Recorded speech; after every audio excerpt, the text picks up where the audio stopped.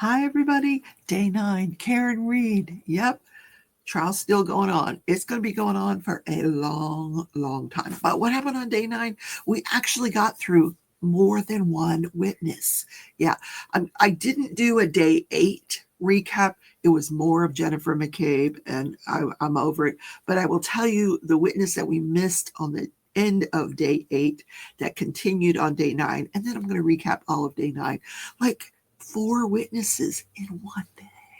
That's a record for this trial. I'm going to tell you all about it right after this intro.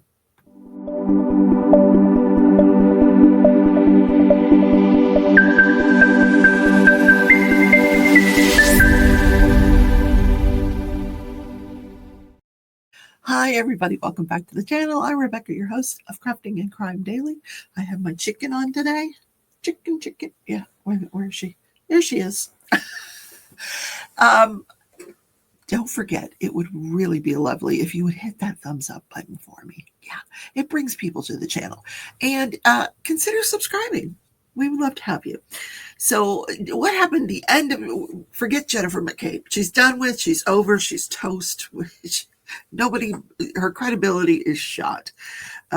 Let's go on to what, at the end of day 8, they brought on a forensic scientist with the state police, Hannah Knowles. And she was here to testify regarding toxicology.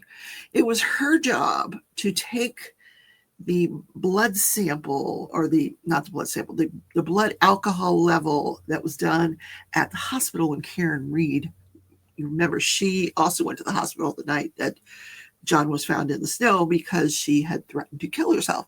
So she goes to the hospital. They do a blood alcohol level on her, but it's done in milligrams per decibel. So it was this scientist's job to convert that into something we all understand.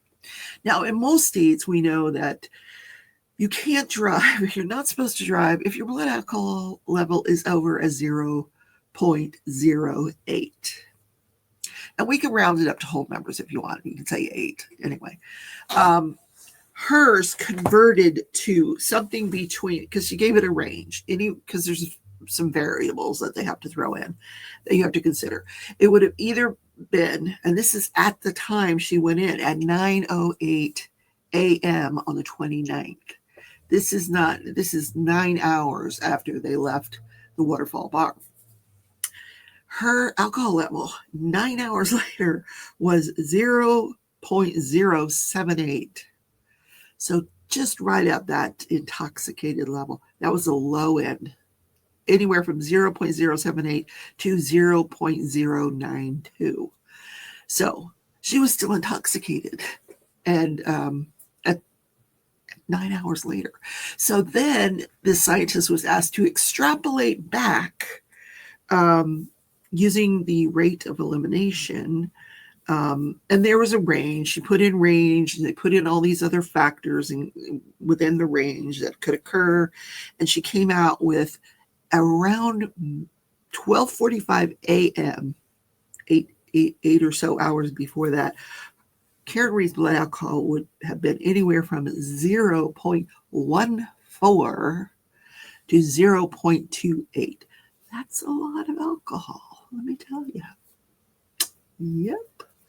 So, but I don't think anybody's disputing that she had drinks. She said, I had some drinks, and she was driving for sure at 12:45 that night.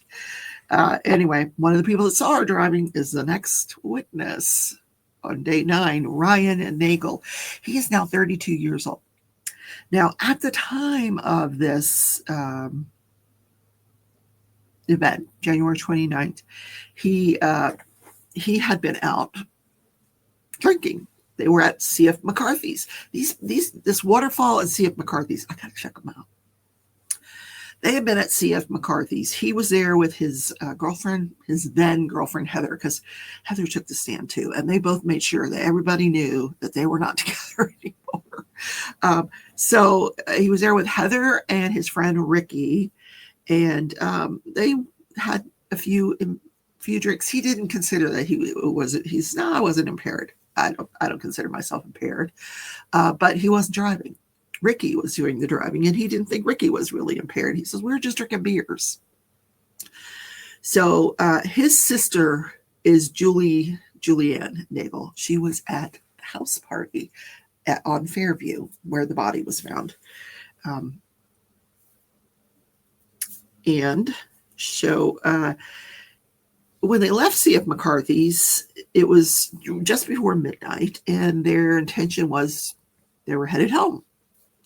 And so they're headed in that direction. They get a text. He gets a text from his sister. Hey, can you come pick me up? I need a ride home from Fairview. So he begrudgingly turns around and heads over to Fairview. As they're getting there, he describes they were on one street getting ready to make a left onto Fairview when another car approaches from the opposite direction, getting ready to turn right. So they see this car. Now, Ricky is driving. Ryan is in the passenger seat, and he remembers. It's incredible how you remember all this.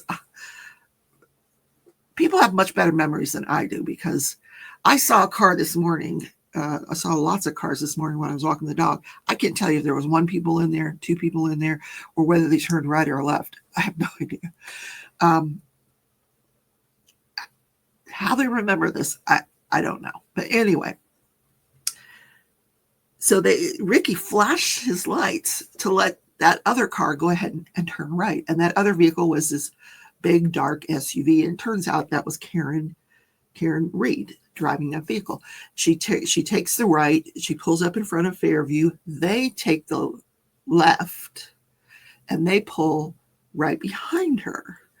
But this, Ryan said, she was about a car length ahead of them.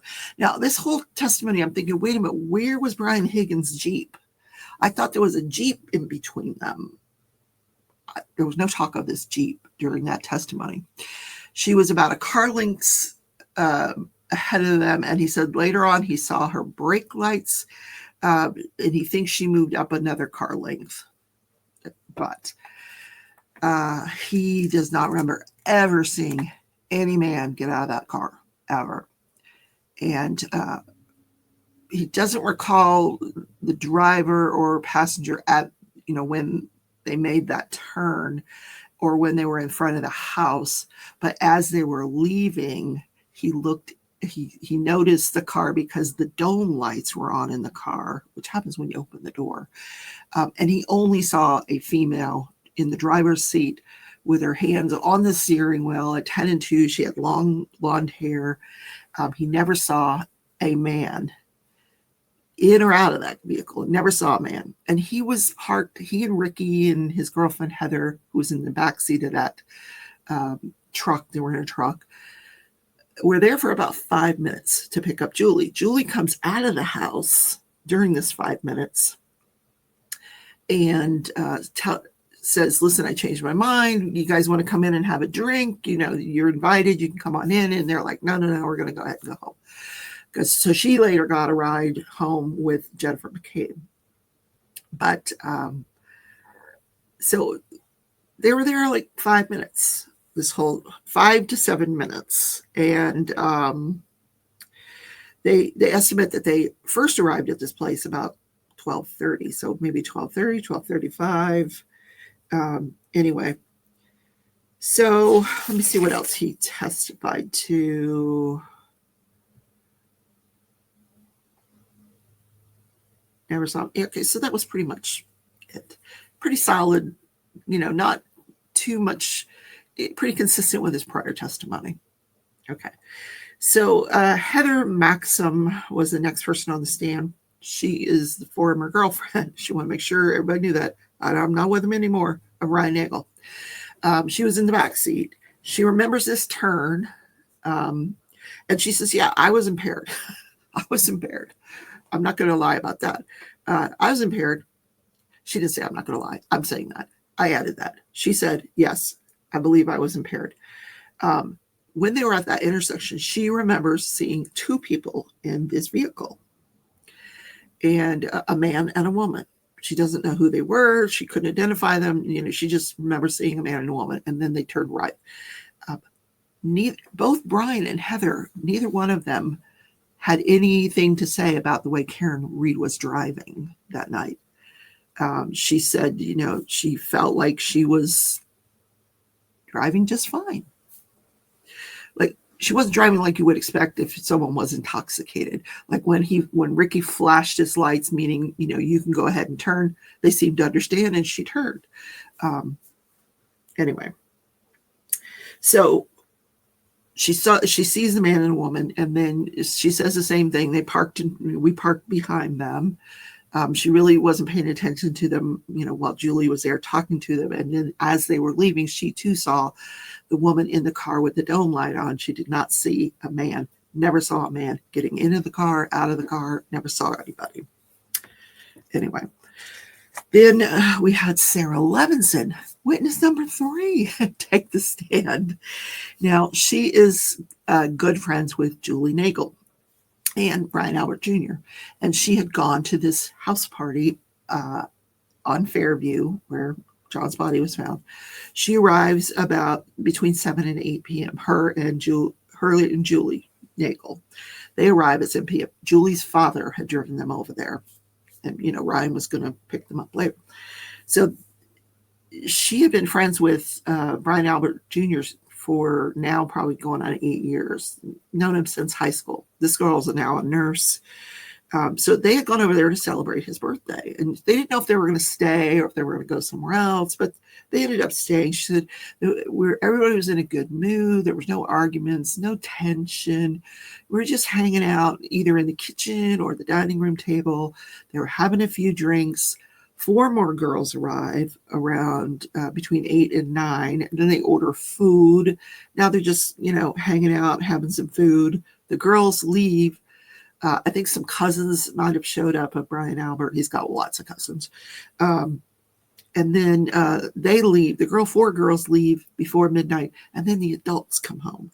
She said Brian Albert Sr., the homeowner, and Brian Higgins were the first to arrive, followed by Jennifer McCabe and her husband, and I forget who else. Caitlin Albert, she came as well. But she never saw Karen or John enter the house. Now, I don't know that she knew who those people were, but she never saw anybody else enter the house other than the people that she described. And none of them were Karen and John. So then she said she left around 1:30. She was supposed to leave with Julie. And she remembers Julie going out to tell her brother that they had changed her mind and, sending him an invite to come on in and join them. And he declined. She said Julie was out there for, 5 minutes or so. And then she comes back, and Jennifer McCabe, I guess, had been sitting near them when Lauren had texted her brother Ryan to come get them. And Jennifer says, hey, I'll just give you 2 a ride home. Just have them come in and have a drink with us, or have them come on in. And so they didn't want to come in, Ryan and his friends. But so Julie and this girl, Sarah Levinson, they stay at the party. They don't leave till around 1:30. And then she goes, as she was leaving the house, she wasn't really paying attention to the front lawn because she said it was snowing really heavily and very, very cold. And she was watching her feet to make sure she didn't slip and fall. So she really wasn't really focused on, hey, is there somebody on the lawn? And so she gets in the back seat, and she notices this loaf of bread in Jen McCabe's car. This came out in Jen McCabe's testimony. It was kind of funny. And she's like, what's with the loaf of bread? And Jen says, oh, you want a peanut butter jelly sandwich? Apparently Jen is like the soccer mom, the basketball mom, the hockey mom, the whatever. And she's always coming and going. And sometimes they don't have time to stop for dinner, so they just eat peanut butter jelly. And so they're all laughing about that as they were leaving. And Sarah was in the back seat on the passenger side, and they left going towards the flagpole, which means if Sarah had been looking out the window, she should have seen John's body on the lawn. But she said she really wasn't looking there. She said she kind of looked towards the trees, not really on the lawn, and she was on her phone. So Not that she didn't really notice anything. And then she was asked this interesting question. She says, you're familiar with Brian. You've known him for 8 years. You've been at this house probably over 20 times. And And she says, oh, yeah, I've been over there a lot. Have you ever met the dog, Chloe? No, never met the dog. And then the defense attorney asked her, isn't that because he's not good with strangers? Of course, that was objected to.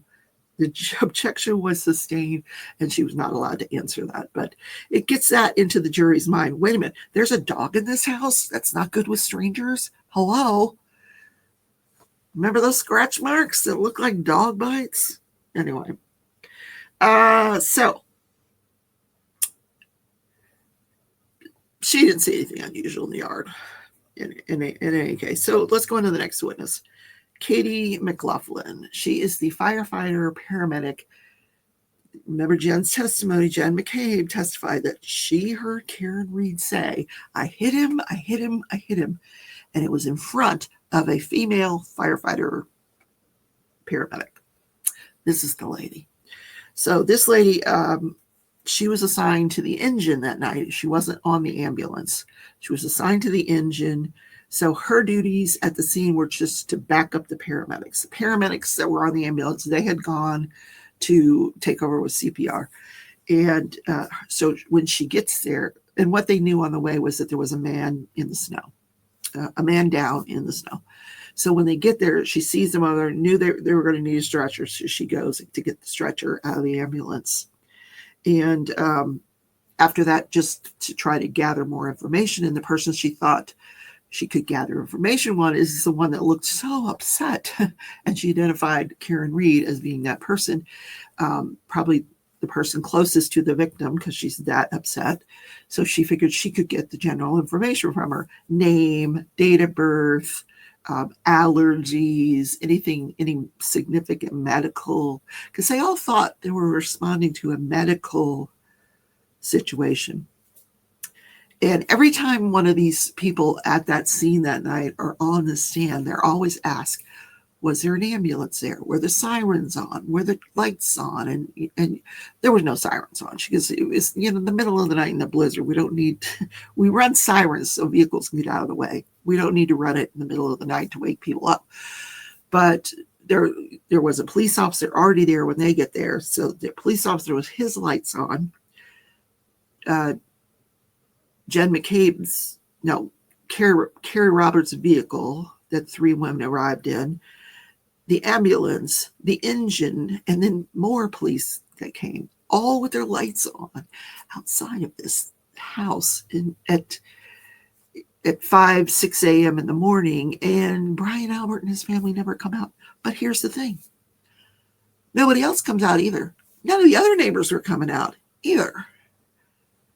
And someone pointed out that, when you have one of these blizzards, and I've not lived through any of these blizzards. I live in Wichita, and we don't really get blizzards.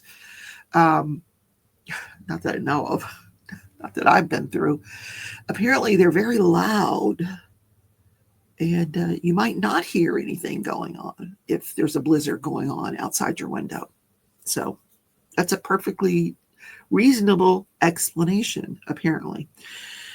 So let's go back to Katie McLaughlin. When she's there gathering more information, she is standing with Karen. Jennifer McCabe is there. There's a police officer there, and she's one of the pieces of information she asked, in addition to all the stuff I just went over, was, did you think he suffered any trauma? And Karen's like, I hit him. And when she said that, she didn't ask any more questions. She said, there's more questions I could have asked that would have helped. But I said, well, this is the job of the police. And it was at that point that the officer that heard that, he summons his supervisor over there. So then the prosecution actually shows that footage. I want you to see this. This is where they say she said this. Here you go. There's no audio. There's a blizzard going on. Remember? Here we go.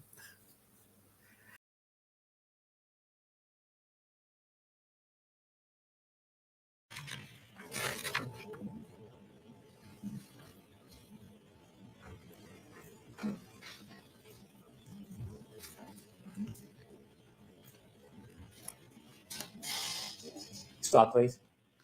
Do you recognize whether or not you're in that video, ma'am? Yes. What color jacket are you wearing? I'm in the red and yellow jacket. Okay, continue, please.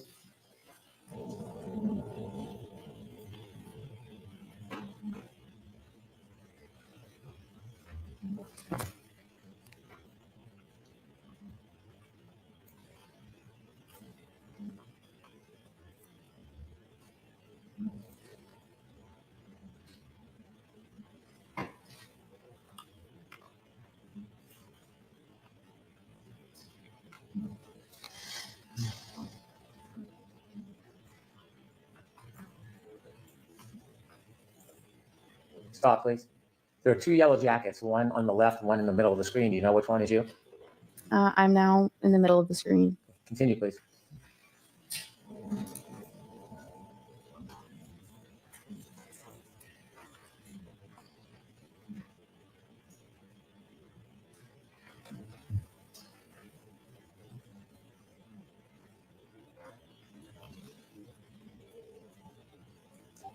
Stop, please. Do you know who that is on the left of the screen at the flagpole? Which one? To the left. If you could play a few more seconds, Ms. Gilman. It's two officers and a civilian woman. Okay. How about on the left? Do you know who that is? Oh, no. Okay. And that time is 6:15:12. You can continue, please.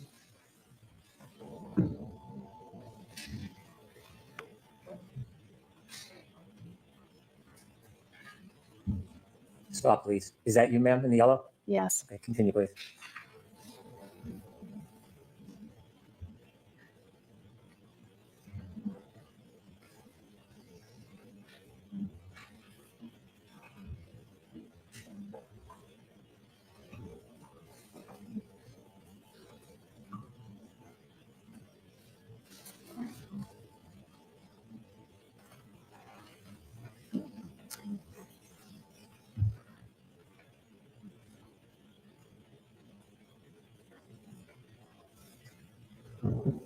Stop, please.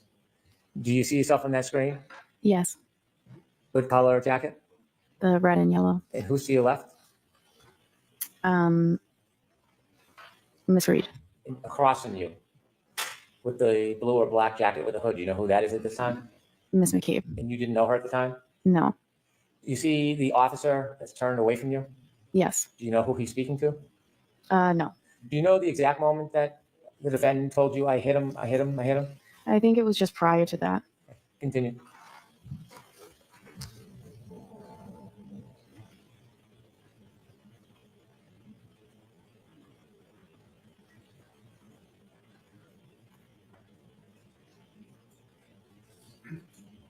Stop, please. Okay, thank you.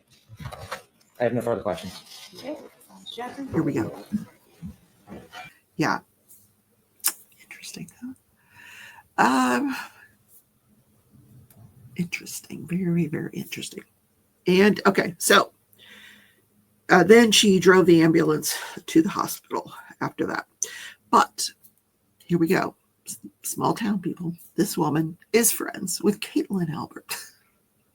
She says we weren't close personal friends, but she's known her since high school. But then the defense attorney hands her like a stack of photos that she's in with Caitlin Albert in all these photos. Well, I was in one group. She was in another group. Sometimes the groups would get together. Okay, whatever. Interesting. But she did not realize that night that they were going to the Albert home.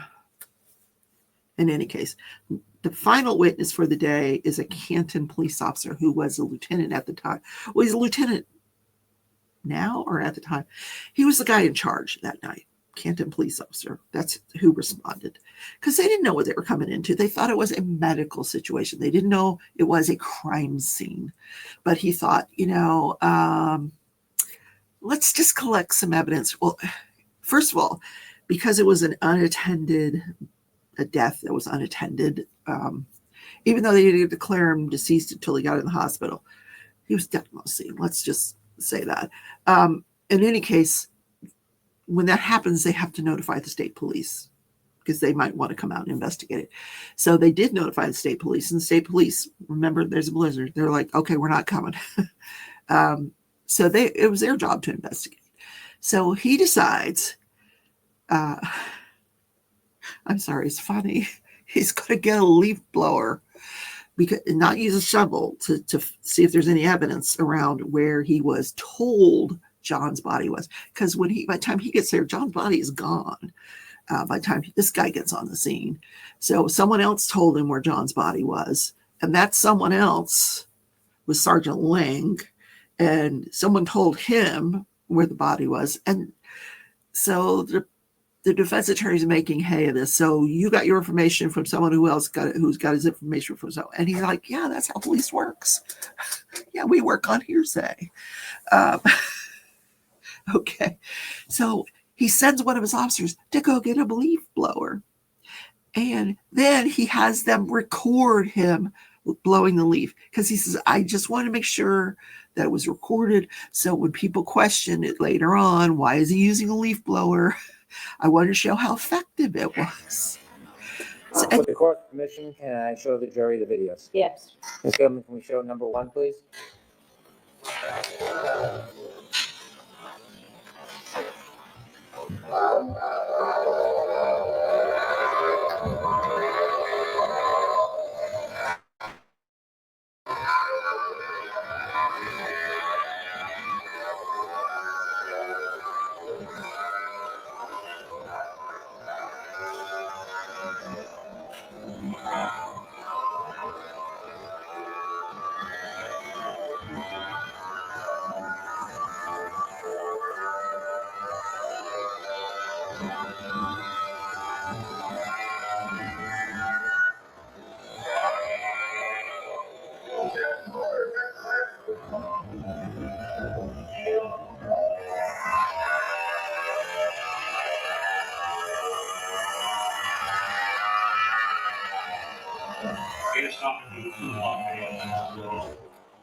Could you, Ms. Gilman, stop at the end of the video so it's a still frame? That's good right there. Sir, who's the person holding the leaf blower? That is me. Could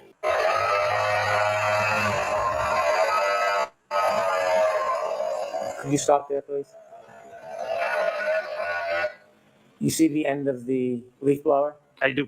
There's an object just below it at like 7 o'clock. Do you see that? I do. Did you discover something in that area? We did. What did you discover? It's a cocktail glass. Was it, did it have any damage to it? It did. Describe that for us. It was broken on the top. Could you continue the video, please, Ms. Gilman?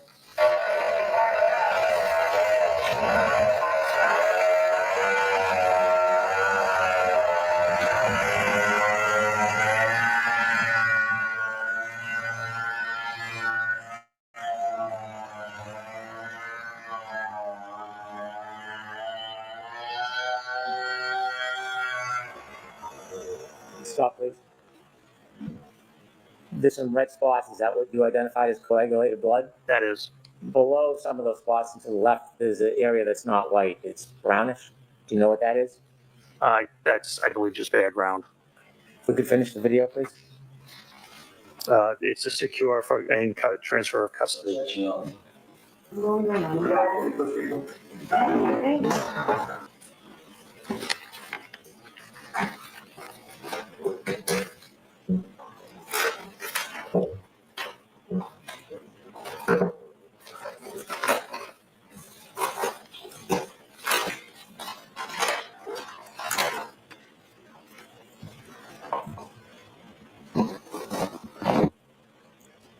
If you can put it back in the bag and the bag back in the box, please. it was. So, and you can see as he's blowing the snow away, dispersing the snow, he said it would remove the snow slowly, and they would be able to see evidence. And you could see, as he's removing the snow, you could see drops of blood, which he decided he would collect in red Solo cups.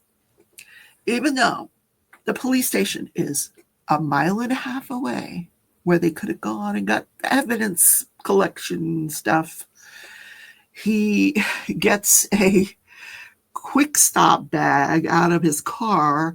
And then one of the neighbors who was a police officer, he sends somebody over to his house to get the red Solo cups. So he found these red spots in the snow, which were coagulated blood. So he collects those into the red Solo cups.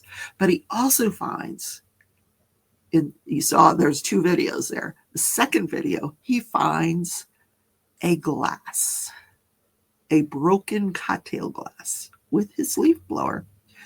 So he collects that. That's what he puts in I don't know where he put that. I don't know. But anyway, he gets it out in court in front of the jury. So here's a picture of, it's quick. You can see it's a broken cocktail glass. And then they had some issues about chain of custody. Who did you give that to? And who did that? He gave it to Lank. Lank gave it to the state and blah, blah, blah, blah, blah, whatever. But he did say that there were a lot of footprints around where the body was, because you've got first responders there, you've got Karen Reed there, you got Jen McCabe, you got Karen Richards there, you got police officers there. But on the main part of the lawn, he said there was one set of footprints, and that was Sergeant Lank's footprints. No other footprints and no drag marks in the snow. So, okay. Oh, and then after that, his department made the decision to recuse themselves and turn over the investigation to the state police, because Brian Albert's brother, Kevin, is a detective with the Canton Police Department.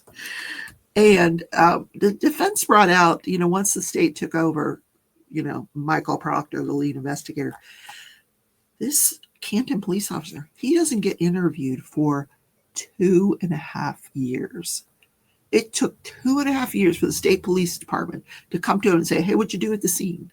Because this guy didn't write a report. He says, no, my job's not to write reports. Everybody else writes the reports.